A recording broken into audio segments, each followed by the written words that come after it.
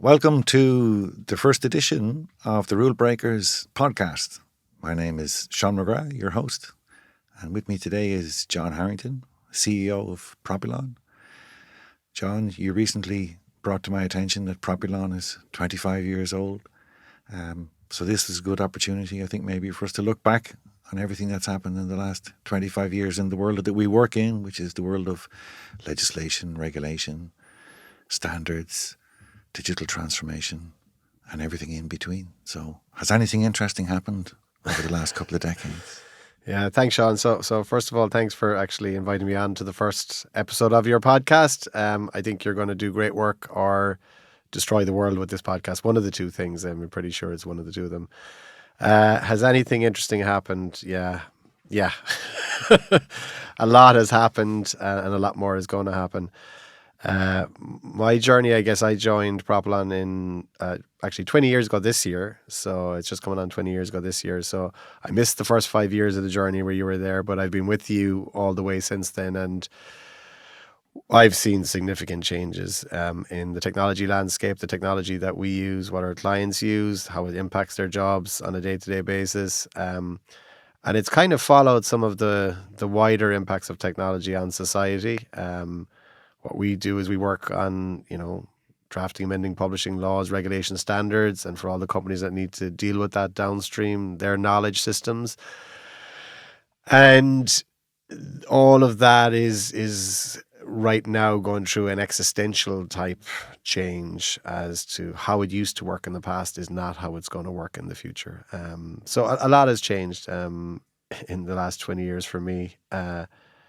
Originally, when I worked with you, I know I was kind of beaten over the head with XML as this really, really important thing that might even have been HTML that I first probably beat you over the head with. Maybe was it? Was this? This might have been before the XML standard. I can't remember. What year would that have been? It would have been about 2005, right? Oh yeah, So, I would have been beating you over the head with XML at that stage. Yeah. Yeah. No, I'm well aware though of the benefits of HTML and all the rest, but with XML, I had come from the telecoms industry and we had attempted to use XML in a few different projects to do a call data records, and what we found was that this, really cool, structured, expensive, heavy technology was a disaster in large volume, really well structured content already, and that relational databases were actually probably much better at handling that type of content anyway. So my kind of out of the gate experience and exposure to XML was, I don't get it. Yeah. Now, in fairness, I don't get it was probably because of the industry that I worked in. And then after working with you for a while, I think you were able to show me how the potential benefits of this technology played out. But over all those years, I you and I have talked about this. I have to keep the world very simple. I can't operate in a world where all of the technical complexity that you try and push that down on top of me as to why I need to understand. And it's always the why. Why is that important? Like, what benefit does it give us? And I struggle at times when people would talk about things like XML and all the rest. Is like, what is it really giving? What's it giving the end users we work with, right? What benefits is it supplying back? And it's not a black or white thing. There's definitely areas where there's benefits, but I think there was areas as well where sometimes it was led with technology instead of led with business benefits. Yeah. I mean, that kind of reflects my own. I was certainly guilty, in the early days of seeing it as kind of a silver bullet. I could see the immense power of what you could do once you had your information in this structured format. In particular, documents. Now, obviously, documents, things that were at the time anyway considered to be, wild, unstructured things. It gave you a way of actually adding structure to things that were previously unstructured. Why is that interesting? Because you could automate all sorts of interesting things back in the day, it was things like CD-ROMs. If you wanted to take 200,000 pages of legislation, regulation and standards, you could literally automate that entire production process if the documents were in that structured form. I think looking back at it, for me, the thing that I definitely got wrong that you helped me with was all of that back-end stuff isn't worth a hill of beans unless the subject matter experts who are creating the content are happy. And that's where I began to see that, the idea that you would get XML all the way through, that people would be creating the XML, putting in the tags into the documents, was something that I know I had to revisit on my own journey. But I guess the world has turned, I think, in that general direction in recent years.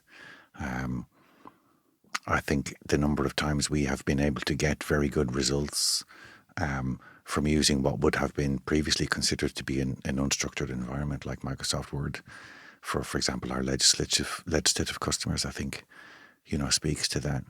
But certainly you definitely taught me that, if the drafting attorneys are not happy, you're not going to a happy place. Yeah, and it is funny that this is the thing that has, you talk about like the last 25 years and what has changed. We're at that, I think, real moment right now where AI is a real thing. I'm a believer. I also understand the constraints that exist with it today and all the rest. So it's not a case of give everything to the AI and the AI will figure it out. That's anyone who's doing that. It's like, yeah, you're handing them a can of petrol and a box of matches and saying, hey, have fun with that. But what it is going to do, it's going to completely change the user experience of how we interact with knowledge. So it's going to completely change what we do. Because if you look at how people work today, we still work in an environment where we are trying to apply our knowledge to the data and information in the organizations that we're in. And we do it through web applications, and desktop applications and all sorts of different things. So we spend, I don't know what percentage of our time is just trying to work with the applications and the constraints of the tools that we're given. And then we apply the rest of our time to that, applying that knowledge directly to the information and data that we interact with. The world of AI is going to change that completely where, and I did like Satya Nadella talking about it, where his moment where he realized how valuable kind of OpenAI was as an organization is he said, I get it. You can actually use natural language to talk to the computer. And I'm paraphrasing a little bit, but that's kind of where he got to. And that's the moment in the last 6 months, I think, again, I'm nowhere near as smart as that guy. So that it's hit me more is that this is where we're going, is that user experience is going to go through another evolution completely again. And that what you're going to do is use natural language. You're going to speak to the computer to get it to do the things that you want it to do. And that's just going to be a very, very different part. And it's going to be a different way of working. Yeah, it is. It's I think it's like we've reached a peak user interface, peak pointers, that, I mean, when I first started working with computers, this was about 1981 when I got my first computer. But back then, all we did is you typed into a little box, and it was a very constrained form of language, when the graphics got better in the machines, and then we moved over to this Windows icons, mouse pointer, the WIMP interface thing, into Apple, and then from Apple into Microsoft Windows and stuff. But I remember an essay I read a few years ago called "In the Beginning There Was the Command Line." There's this weird way in which I think we're actually going back to that idea that actually the way that you should talk to the computer is actually linguistic. It's not. Now, it's not a silver bullet. I think one of the things that tends to happen with all of these revolutions is people say, oh yeah, this is the answer to everything. Maybe they peel back a little bit and they arrive at some, sensible area where it can be applied. Yeah, and that's going to happen here as well. Yeah, it's definitely going to happen here. But there is a bit of a difference this time around, though. People go, where does it all go, right? And you keep, you listen to everybody talking about it and people trying to predict the future. And, there's a huge push in Silicon Valley at the moment, obviously, to say, no, listen, you just need to let the tech go where it goes almost and don't regulate it and all the rest. And I kind of get that, but I do think the Terminator 2 movie scenario does creep into your mind. And I know people are kind of, isn't everybody talking about that?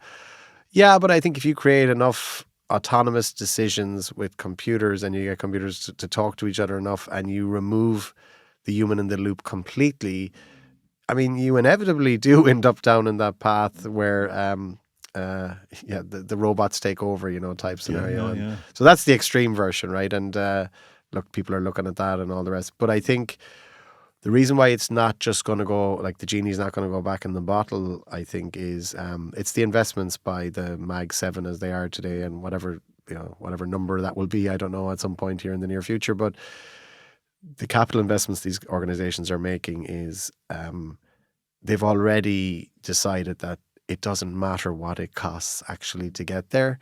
This is the future of computing, and it's not a new technology. This actually is the future of computing. Like, this is the future of everything that we use. And I compare that even to the cloud journey, how long it took for some of the bigger organizations to make some of those, even Microsoft to make some of those capital investments in cloud. It took a while, right? It was like, it needs to catch on before we do it. This time around, they're it's whatever it is, $300 billion this year, that the Mag 7 are investing in capital investments. That type of stuff means that they're just shifting the whole thing in the industry. Yeah. Well, when I look back at all of the revolutions, I guess, that I was through, but I remember being through the CD-ROMs and then the Lotus Notes, and then along came the World Wide Web, and and for the longest time, it's all been variations on a theme called paper. Now we have digital equivalents of paper, digital proxies for paper, or things that are still paper-like. I mean, we talk about HTML pages, that kind of thing. This is the first one that's actually upended my thinking about what actually constitutes a document. This feels genuinely like digital transformation to me, because we're now thinking of doing things with knowledge which has no analog in a paper world. It's actually one little step further, which is, when we've talked about digital transformation for years, in many ways we think about how do you get your data into a structured format so that a programmer can tag it and it can exchange information between two different computer systems, but by giving it very specific instructions for how that exchange happens. What you can see in the world of AI is that actually you don't need all the structure anymore. You don't need the ability for programmers to tag up interchange of information between two different systems. Now, I do think that's going to lead to a lot of problems as well, and there's a long kind of cycle for us to make sure that the input data side, the quality of that is correct, because if you don't work on that, you're going to end up in a lot of pain. And I think organizations are already, the ones that are playing with this technology and are seeing failures. It's mainly, I think, because they haven't actually said, we actually need to invest in making sure that our own data is in good order. Get that AI ready. But by getting it AI ready, it means have it well structured, have it in a trusted format, have it curated, have it human reviewed, have it all those things. You can't shortcut that. If you do, you're just going to feed something bad into it to start the whole process, and you're almost guaranteed a failure on the other side. So I think there's going to be a lot of learning around projects and investments that are made into the AI space that'll nosedive, and the technology will get blamed, but I'm not so sure it's the technology. I think it's more about our ability to understand how to use this technology in a way that makes sense. Across all of the different verticals, over the decades, one of the common denominators is that the world of law has never been on the bleeding edge. It's like, it's not a good idea. I think general consensus that it's not a good idea to be an early adopter of new stuff, because it's a very conservative vertical for very good reasons, because society is fundamentally based on it, right? So I like the fact that it's slow and ponderous and conservative, and it's all about accuracy and so on. But this time around, we're seeing actually quite a lot of adoption. Investments by some of the big law firms in adopting it has surprised me at how rapidly that has taken hold. Have you been surprised by it? Yeah, I still wonder how much they're playing with it versus how much they're actually using it in full-on production mode. I think it is going to change their world completely. I do believe that. I think there's a question on the pace of that change and the responsible rollout of it. I was talking to a customer of ours who was with a very large global legal publisher recently, and they said what they're seeing is that anybody who's using any of their AI technologies is signing up for very short-term contracts. So what they're doing is saying, yes, we're going to play with it in a sandbox to see what results we can get. but they're afraid of, as to commit for the long term because they're not quite sure, does this work and how would we use it? And I think it's like for a lot of people, that's the hardest thing. Like for a lot of businesses, it's actually how do you use it in a responsible, secure and trusted fashion?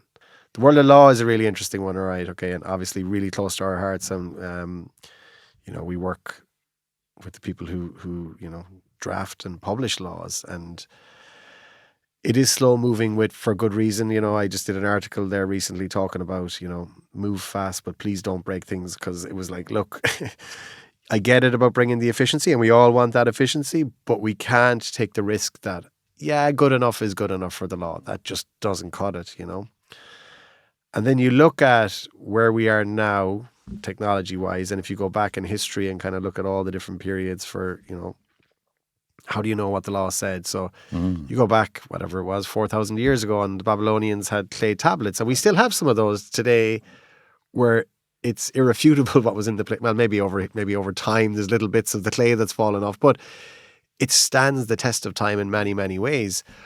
Whereas they're the questions that need to be answered about today is that how do you ensure that when new laws are drafted and when laws are passed, that there is an audit trail of how that law came to be, and it is irrefutable that that is the law of the day. That's going to be really important, in this absolutely. new world. And that takes time and it takes hard work. And, it's an area that we're working on hard at the moment, as well as making sure with clients that they have the tools to do that. But it's a really important question for society. It's not this thing of that would be useful if we had a way of doing it. It is, if we don't solve for those types of things, we are going to end up in a world of pain, Yeah, I think that's absolutely spot on. There's this weird way in which we seem to be entering into a world of complete fluidity at this point. And I've heard it described as an epistemic crisis. The philosophers are getting agitated about it too. Is like this truth, the ground truth that the AI folks talk about, is kind of a really pressing problem that I don't think gets enough airplay. I think it will, and it probably, unfortunately, will because of massive failures that will be found. I think there's a lot of hope here, though. The good news is there are many, many different ways, many different solutions for actually getting it right. It's just being careful not to kind of embrace the hype around some parts of AI, which actually lead you to believe, well, if you just put it all into this thing, the AI will figure it out. And it's like, okay, that's not good enough, right? That really doesn't help.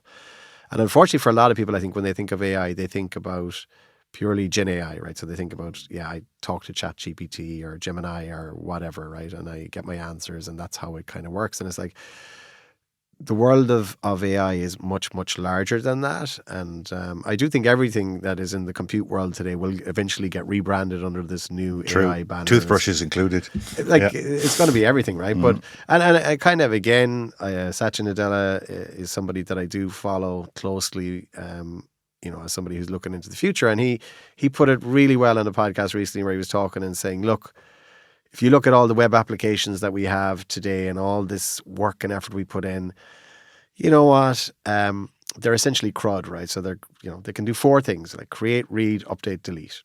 That's what they can do. And what do they do that way? Well, there's some kind of application server in the middle where there's business logic, and your business logic is built in there. And then your data is stored somewhere on the other side, right? In a database or multiple databases, wherever.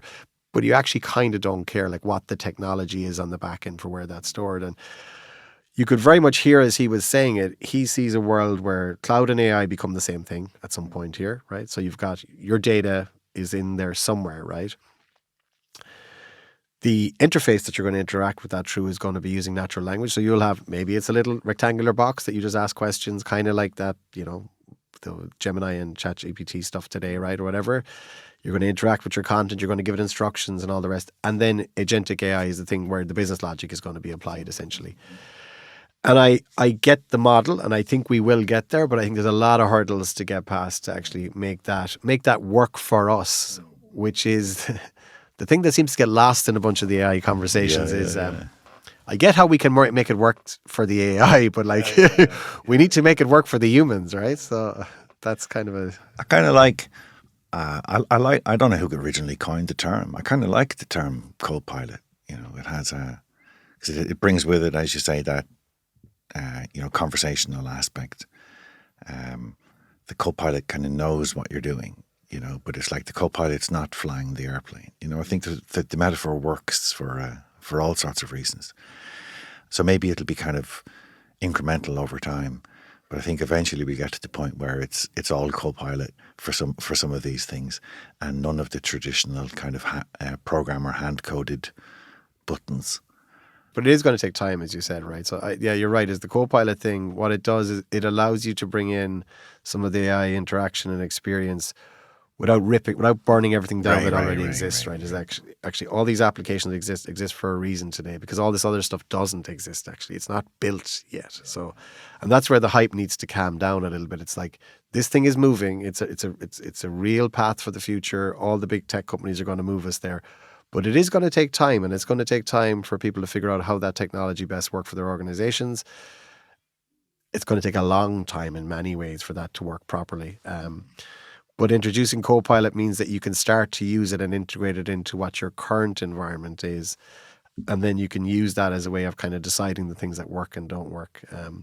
But there was an interesting one recently, actually, where Greg Chappell, who works with the two of us, was telling me that he had set up something in, it was probably ChatGPT, of teaching his young son or whatever about, here's what you can do. And he's like, give me the top 5 tech headlines from around the world every morning at 8:30 a.m. And he set up as a task, right? So you just talk to him and say, set that up for me, right? And every morning you get them. And then a few days later, it occurred to him, oh, where are all my tasks? So he said, so he was looking around in the UI saying, where do I find all my tasks? And then it hit him as, there is nowhere, right? You just ask it. And he did, and he asked, and he said, well, where are all my tasks? And he said, well, here's all your tasks, And that's a complete shift in, user interface design and how we interact with computers. Because today we're used to saying, well, which menu item do I go to go and find that? Or how do I run this? And then you spend time trying to understand the software. And in this world, you're not going to be trying to understand the software. You're going to be just talking to it and expecting to get results. So again, not an overnight thing. It's going to take us a long time, because we have to make sure that we build it in ways that is responsible, that is secure, that it gives us trusted answers. That's going to take some time to figure all of that out. Yeah, sure. It's going to be jarring for a whole bunch of people of my generation, because we've been definitely trained to think a certain way, and as you say, this challenges the notion of, the old desktop files and folders type paradigms, and it's a whole new way of thinking about it. The world of particularly white collar workers are going to, and they probably are already embracing a bunch of it anyway, whether it's inside or outside of company policies and that, because it's easier for them to get stuff done by just using natural language. And I mean, okay, you've worked on a lot of large projects over the years. How many times have you heard a customer come to you saying, oh my God, I'm a drafting attorney and I love using software, right? Yeah. I mean, we've had some good feedback on certain things that we've done, but that's not the same thing as I love using software, actually. Quite often they'll say, God, I'm under time pressure. I need to get this done. Can you give me a quicker way for the software to do it, right? And it's like, okay. But you're again trying to say, how do I reimagine the menus, or, Right. And there's only so far you can take that paradigm before it actually just doesn't create more value. Yeah, absolutely. You could spend your time saying, how can I make the buttons easier to find, or you could spend your time saying, well, how can I get rid of all the buttons? And like there has been a movement towards that progressive design. And it's like, the only options available to you are the ones that you most likely will need next. But then, of course, as we've found in the world of drafting laws, regulations, and standards, is it doesn't follow this nice, neat rule book for how they operate. So determining is what is the next action. There's the next most likely action, but it's not by default that's what they end up doing, because of the complexity of the processes to create the rules themselves. So yeah, I think it's going to be an interesting journey as we see the impact of that change, but it has to be managed carefully with the end users. And I believe, my school is going to be, we start with the user experience and how we create the right user experience, get people comfortable. We don't let the technology lead that. I think that's the scary part for me, is if the technology starts to lead it and people start using this technology in a kind of a Wild West fashion, I think that's where results will be poor, you know? Yeah. On the subject of scary, one of the things that gives me pause is because I think of these AIs very much in terms of an augmentation of human intelligence, not a proxy for me, you know. I do worry a little bit about the way that some of the AIs is being presented as if they're personas, you know, as if they're actually they're human. Because I think it leads people into believing that perhaps what they're getting back from the AI is perhaps, because it's the AIs are terribly good. They will say things which are demonstrably false with a completely straight metaphorical face, right? Yeah. They're very believable. Yeah. And, oh yeah, you're absolutely right. Here's the 6 pieces of case law that are relevant. Yeah. And it all looks terribly plausible. And if it's presented through this human type persona, it makes it even more plausible. I'm not sure if that's the right metaphor or the perfect metaphor. I can see why it's compelling. I think you're right, right? Because if you're asking an expert, a human expert, something, you are going to judge them based on the answers that they give you, and you're over, you know, it might take a little bit of time, but you'll figure out pretty quick whether you trust this person's answers or not. I think there is a danger with equating that to an AI being almost sentient, right? Right. Like it's fine. It knows it's the expert, and it actually is like the greatest expert of all because it's got access to all this underlying data. That is the wrong way. That's the wrong metaphor to apply because I think it will lead people into bad decisions. And there's a whole bunch of kind of social things for society that creates problems with as well. Is that people start to depend on it in ways that are arguably very unhealthy. And so I think you're right. It's not something again in our world that we kind of spend a lot of time probably thinking of. But more generally, I think it's one that I would not like to see. I don't know. Larry the lawyer as our chatbot popping up saying, hey, how can I help you draft your bill today? I think that's a bad idea. So I hear you loud and clear is that some people are leaning that way. I would agree with you that I would not lean that way. I think that's not the right thing to do. Actually distinguishing it as it is a computer, it's a piece of software, it's a computer that we're operating with is really, really important. And for us to keep that distinction is actually very important. It doesn't mean we can't find better ways to interact with it and make more use of it and get the benefits out. But I think we need to keep some of those clear lines for the future. And in our lifetime, I think that could get very complicated actually, even. Maybe it's gonna take a while, but that it is absolutely. Yeah. Some of the stuff that I've seen that relates to essentially the visual capabilities that these things are developing has for me been some of the more stunning stuff. Like I recently did an experiment where I just I pointed my Android phone at the back of a tube of toothpaste and just asked it, with my voice, Star Trek style, what's that? And it identified the toothpaste. I said, well, go through each of the ingredients that are in the toothpaste and tell me what they all do. It was just one of those amazing moments where I can't believe I just did that. And I can't believe it just did that, I sent it a picture, it interpreted the contents of the picture and gave me all of this information back, So that idea that these augmented forms of intelligence are developing the ability to have something that equates to our concept of vision, might end up being actually, perhaps even more important. Yeah, but you look at the world of law, like private law in particular, right? And the number of like repapering projects that have to happen, right. for big transactions and deals. Yeah, one of the biggest challenges around that for the longest time has been, I've got hundreds of thousands of contracts. How do I make changes across all these? And I have them in essentially printed form or maybe scanned images, right, which is essentially printed form. And the best I can do is kind of do a bunch of OCR and do this massive project to take all this stuff, and so sometimes it's cost prohibitive. You look at it and say, well, actually, it's not worth doing, actually, Or sometimes you do end up seeing, big law firms being paid tens of millions of dollars to do a repapering exercise that isn't really about law. Right. It's like a heavy processing act.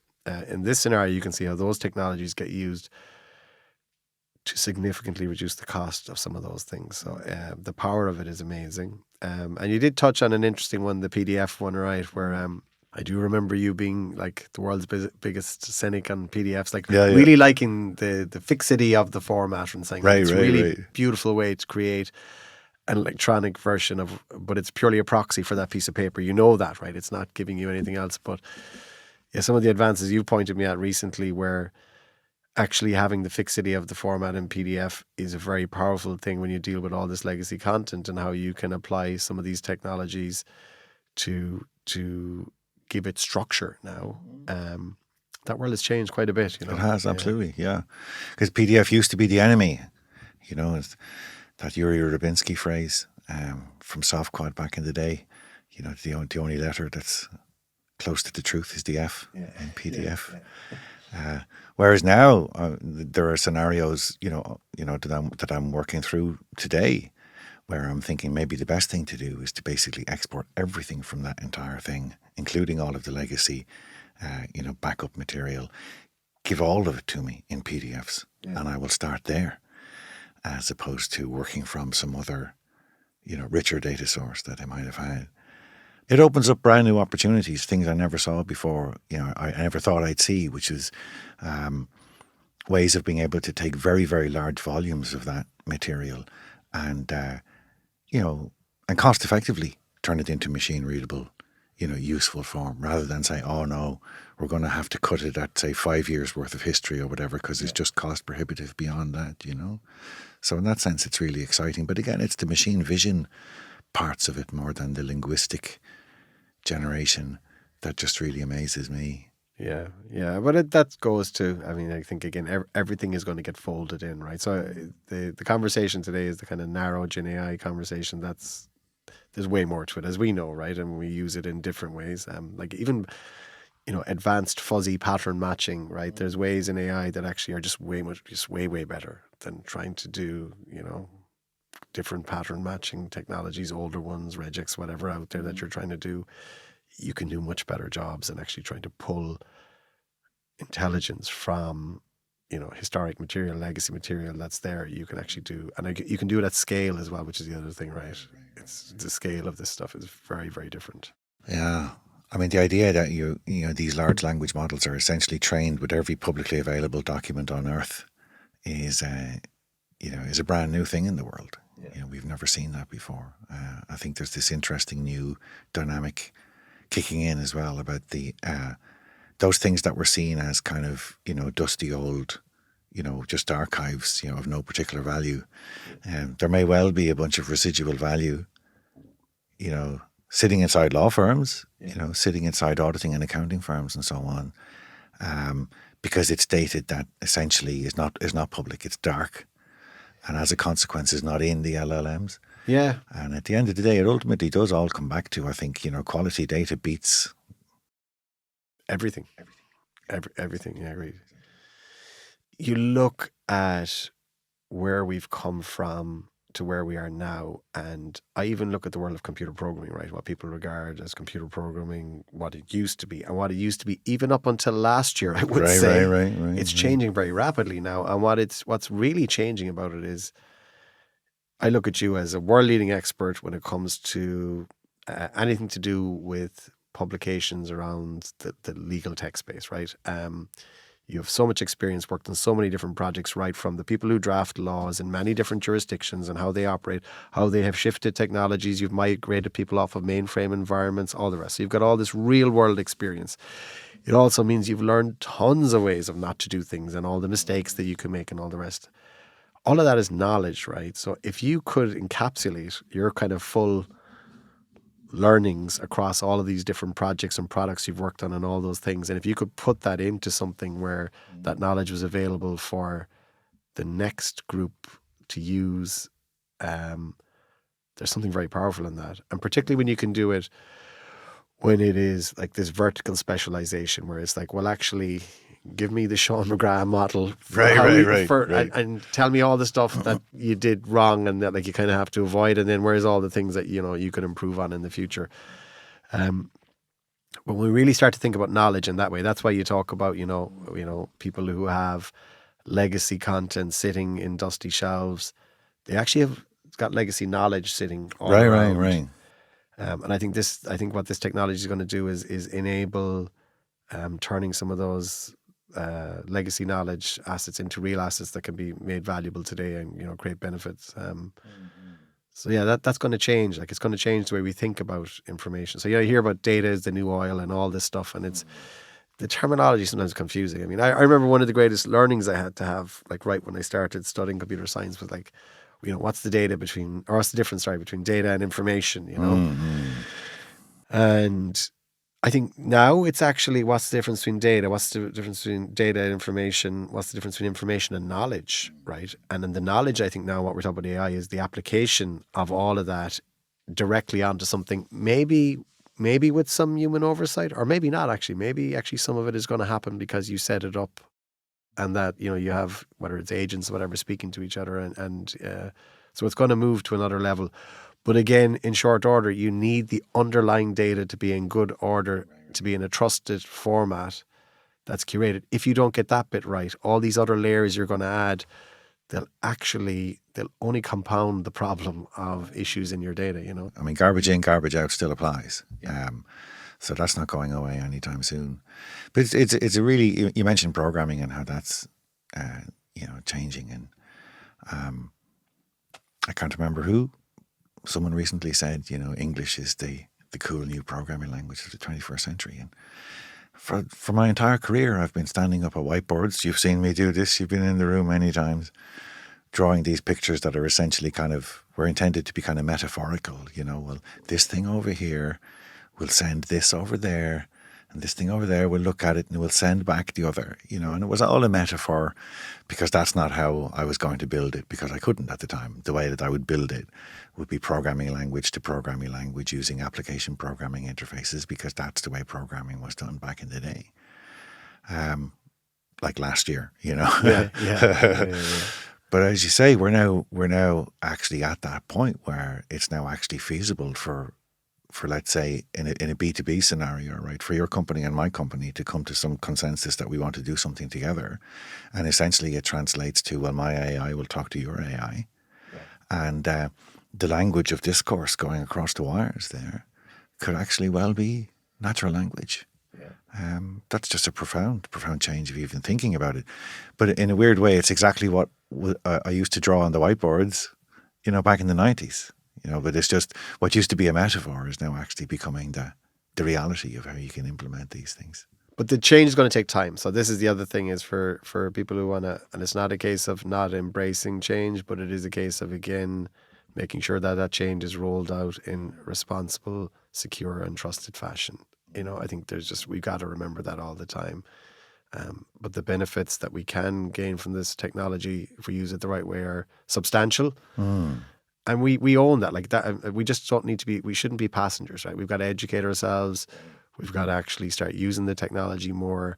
That's real, okay? So that's my main thing, is we're not going to be passengers. Like we can drive the journey to make sure it's a positive one for us as well, and for all of our clients and everybody we work with. Yeah.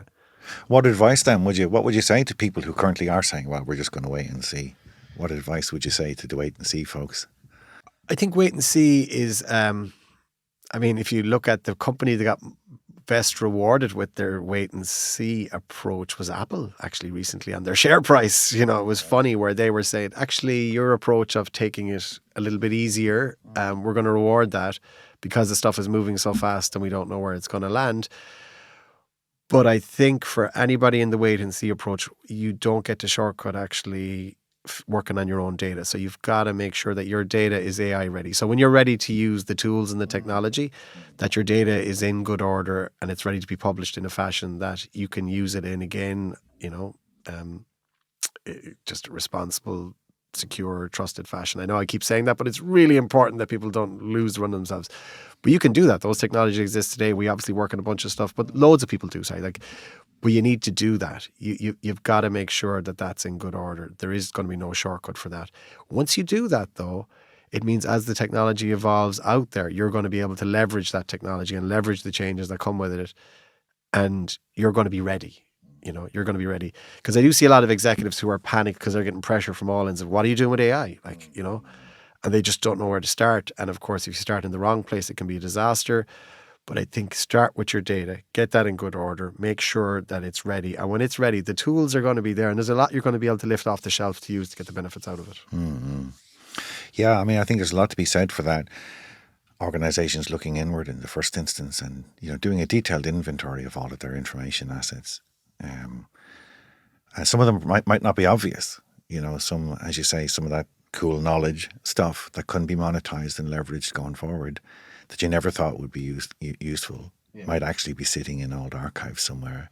Might be a byproduct of what you're doing. Like some of what you do, for example, in what I think of as work in progress systems, like the system that manage the thing comes in, we do something to the thing, and the product goes out. Yeah. Sometimes those work in progress systems actually accumulate all sorts of interesting data. The thing that you need though is no matter what else happens, and particularly with the world, the areas that we work in, is you have to have the ability to have the trusted answers available. So ground truth, as you would call it, right, is you have to be able to point back as to where the answers came from in the AI. That is going to be vital. And it has to be there's got to be no doubt is that you have to have the ability to authenticate those as original copies, right?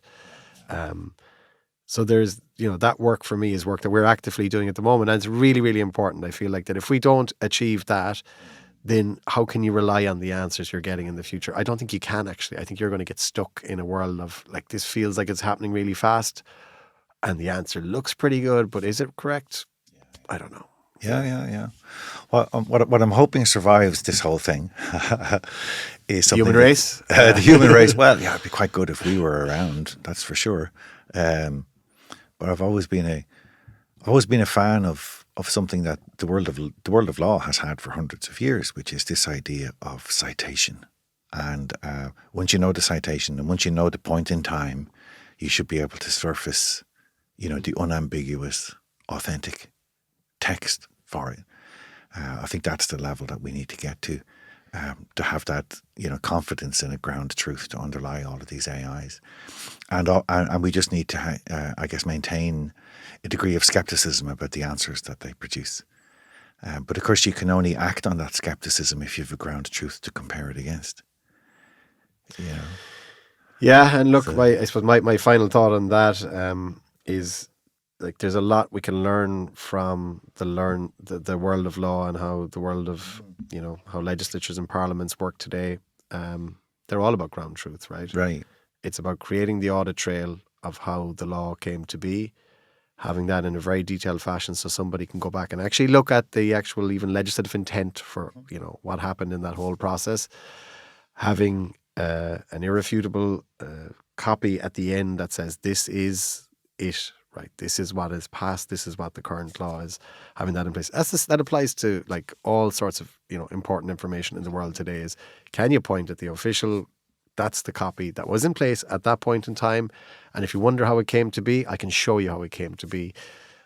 That's where the world of law, I think, can teach, a lot of other areas, and legislators and parliaments can teach a lot of other areas as to that stuff that feels kind of boring and it all happens in the background. Yeah. It's going to be actually more important than ever in this new world. Yeah, I agree. Yeah. I think it's completely fine and healthy for there to be, disagreements about the interpretation of these things. So what a piece of text actually means in a regulatory framework is a different question from what it actually says. So as long as we protect, having the sanctity of what it says, it's unambiguous what it says. It's here, and anyone who wants to can go and take a look at it. Then I think that's our core job. And then the whole issue of interpretation is someone else's. Very good. Sean, thanks very much for having me on. Thanks for coming on, John. It's been a pleasure.